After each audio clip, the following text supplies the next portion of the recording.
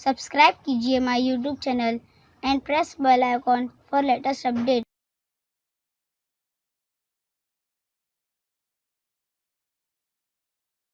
सल्ली अला रसूलिल करीम अम्मा बाद औज़ु बिल्लाहि मिनश शैतानिर रजीम बिस्मिल्लाहिर रहमानिर रहीम।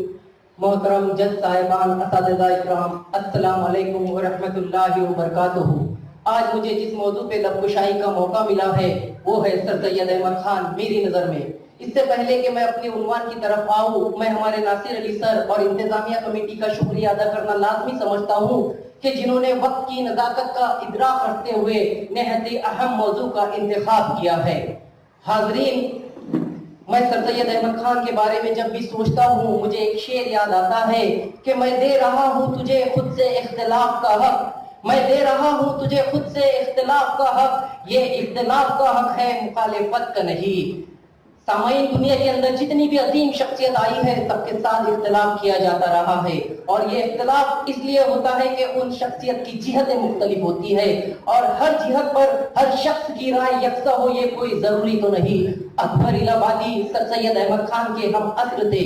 उस जमाने में सर सैयद अहमद खान की तहरीक के सबसे बड़े मुखालिफ अकबर इलाहाबादी थे और उन्होंने कहा, पाँव को बहुत झटका पटका, जंजीर के आगे कुछ न चली, तदबीर बहुत की ऐ अकबर, तकदीर के आगे कुछ न चली। यूरोप ने दिखाकर रंग अपना सैयद को मुरीद बना ही लिया, सब पीरों से वो बच निकले, इस पीर के आगे कुछ न चली। हाज़रीन, ये वही अकबर इलाहाबादी है जब वो मोमेडियन इंग्लो ऑर्डिनल कॉलेज तशरीफ लाते हैं, सर सैयद अहमद खान से मुलाकात होती है, तबादला ख्याल होता है और फिर क्या, उसके बाद वो भी सर सैयद अहमद खान के कारनामों के मुरीद बन जाते हैं। हाज़रीन, ये तो एक मिसाल थी जो मैंने आप सबके सामने पेश की, लेकिन सर सैयद अहमद खान की शख्सियत का जो असर मुझ पे पड़ा है आज मैं आपको उससे रूबरू कराने जा रहा हूँ कि मत सहल हमें जानो फिरता है फलक बरसो, मत सहल हमें जानो फिरता है फलक बरसो, तब खाक के जर्रों से इंसान निकलता है।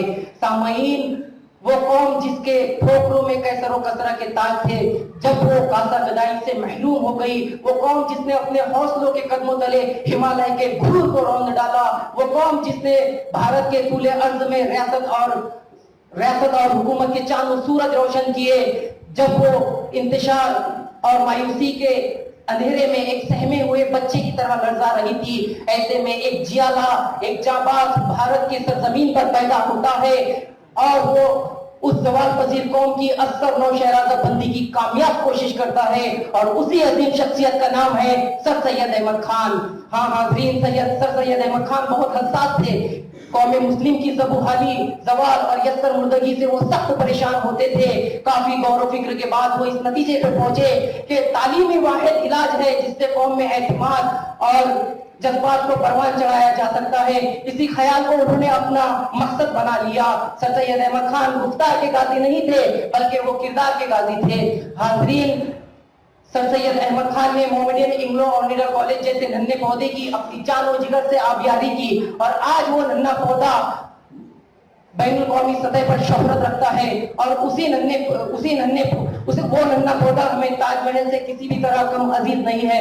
हाज़रीन, सर सैयद अहमद खान अगर मुसलमानों को सर सैयद अहमद खान जैसा तालीमी रहनुमा अगर मुसलमानों को मैसर ना होता तो आज इस आजाद भारत में मुसलमान की हालत बंजारों और शेड्यूल कास्ट से बदतर होती। मैं सलाम करता हूँ सर सैयद अहमद खान की सोच को, उनके जज्बे को, उनके कारनामों को। मैं सलाम करता हूँ उस पाक रूह को जिसने एक शिकस्त खुर्दा कौम को हौसला वो अमल के असलों से लैस कर दिया।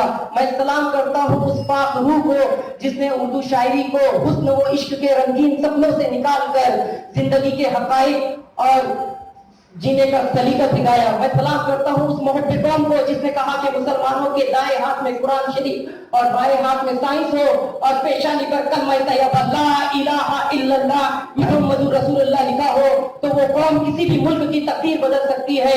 सामाईन, सर सैयद अहमद खान के कारनामों की शोहरत कारनामों की फहरिस्त बहुत लंबी है और ये वक्त काफी कम है, इसलिए जाते जाते मैं सर सैयद अहमद खान के ताल्लुक से सिर्फ इतना ही कहना चाहूंगा कि हजारों साल नरगिस अपने बेनूरी पे रोती है, हजारों साल नरगिस अपनी बेनूरी पे रोती है, बड़ी मुश्किल से होता है चमन में दीदावर पैदा। बहुत बहुत शुक्रिया। अस्सलाम वालेकुम।